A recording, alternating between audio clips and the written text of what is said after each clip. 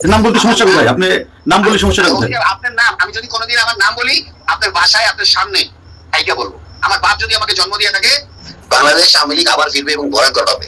এই জামাতের যত বংশ বীজ আছে না, যত বীজ আছে না, আমরা তো ইন্ডিয়া ভেঙে আসতে পারছি।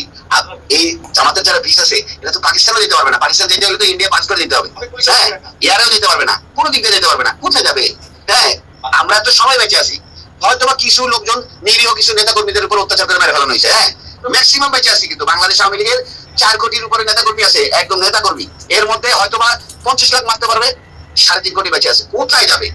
বাসা থেকে না, মাটির 50 হাত নিচে থাকলেও জামাতের চেয়ে ডেঞ্জারাস ভাবে ওদেরকে মৃত্যু দিব।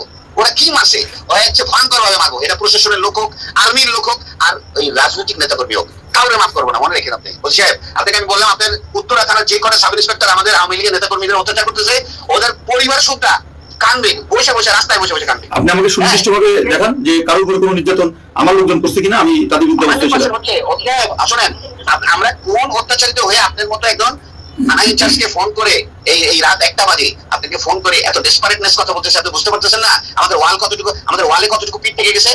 হ্যাঁ, আমরা কিন্তু মার্ডার মামলার আসামি, 47টা মার্ডার মামলার আসামি, জানিও না কয়টা মার্ডার করছি। হ্যাঁ, আমি কিন্তু জানিও না যে আমি কয়টা মার্ডার মামলা করছি, কিন্তু আপনারা আমাদের নামে একটি মামলা, আপনার একটি মামলাও কিন্তু পুলিশবাদী মামলা না। ওসি সাহেব, পুলিশি মামলাগুলো নিচে বিনা তদন্তে। হ্যাঁ, একটা আইন কাঠামোতে কোনোদিন বিনা তদন্তে কোনো মামলা হয় না। আপনার পুলিশ এতগুলো মারা গেল, কই আপনাদের একটা মামলা হাই করতে বলেন না? আজপর্যন্ত এটা তো আপনাদের ব্যর্থতা। আপনাদের চাকরি করা উচিত না। এটা সত্য, এটা সত্য। পুলিশগুলো যাই হোক, আওয়ামী লীগ বলেন, ধরেন ওরা আওয়ামী লীগের পরিবারের, কিন্তু পুলিশ ছিল তো।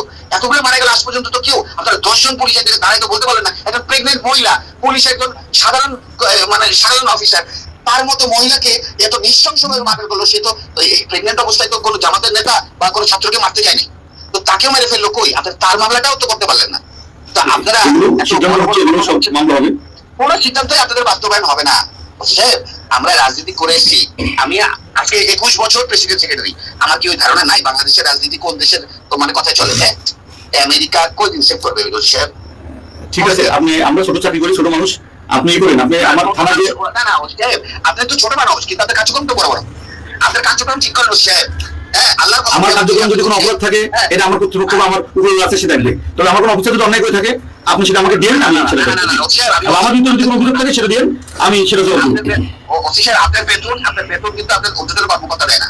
আপনার বেতন কিন্তু বাংলাদেশ গণপ্রজাতন্ত্রী সরকার, বাংলাদেশ প্রজাতন্ত্রী সরকার। মানে আমি যদি কোনো আপনি 10 মিনিট কথা বলেন আমার সাথে, এর মধ্যে একটি অভিযোগ আমার বিরুদ্ধে দেখান যে আপনি দেখাতে পারছেন কিনা, এভাবে বলে কথা বলতে হবে না। আমি আপনাকে প্রমাণ, আপনি পরিচয়টাও দিন নাই, আপনি কে, আপনি পরিচয়